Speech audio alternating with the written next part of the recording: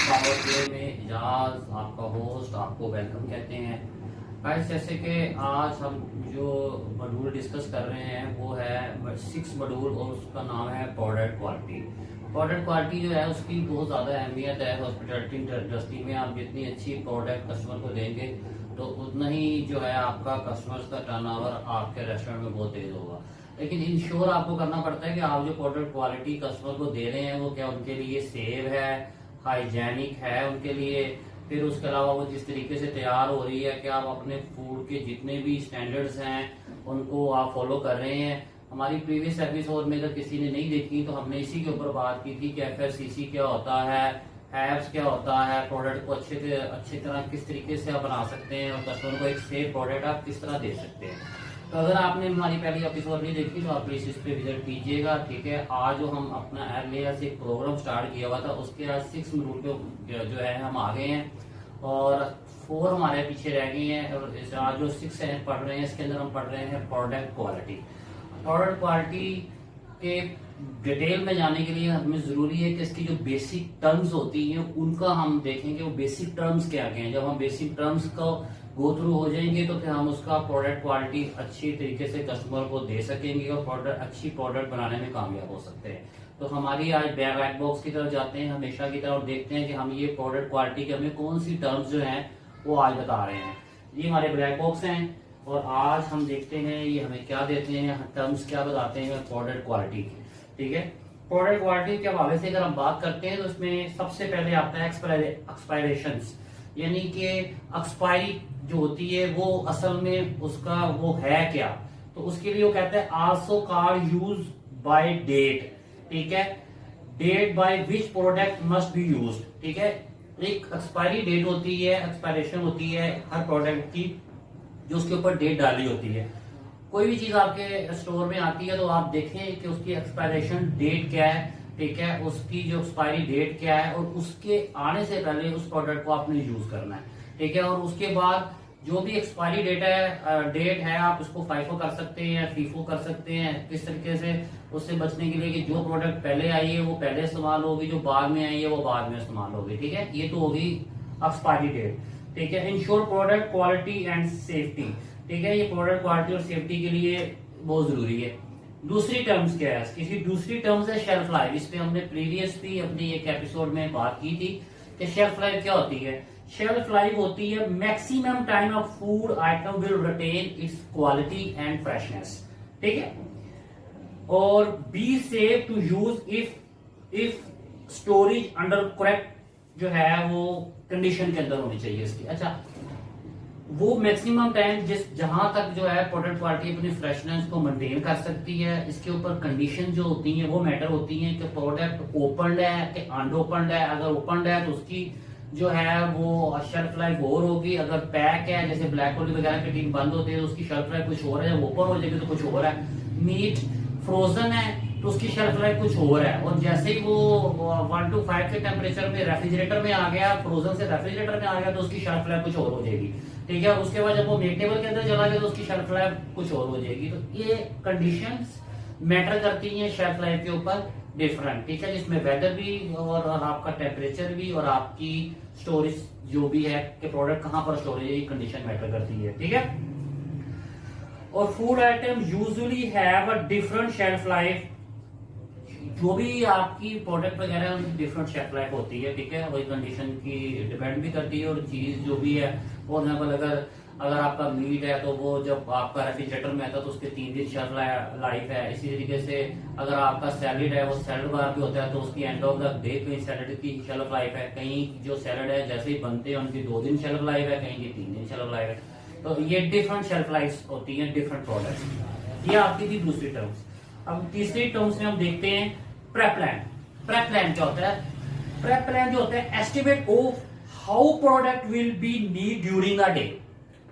आपको कितनी प्रोडक्ट, एक एस्टिमेट है, एक अंदाजा है कि आपको कितनी प्रोडक्ट जो है वो ड्यूरिंग अ डे चाहिए होगी। ठीक है, they are based on sale forecasting. ये जो बेस करता है आपका प्रेप प्लान, ये फोरकास्टिंग पे बेस करता है कि आज कितनी सेल होनी है, यानी कि 1.5 लाख की सेल होनी है, 2 की होनी है ठीक है। आप पहले सेल फोरकास्टिंग करते हैं, सेल फोरकास्टिंग पे बाद में बात होगी, अभी आप इधर ही रहे। प्रोडक्ट एस्टीमेट है, सेल के मुताबिक आप लेते हैं पूरे दिन का, इससे कहते हैं प्रेप प्लान, ठीक है।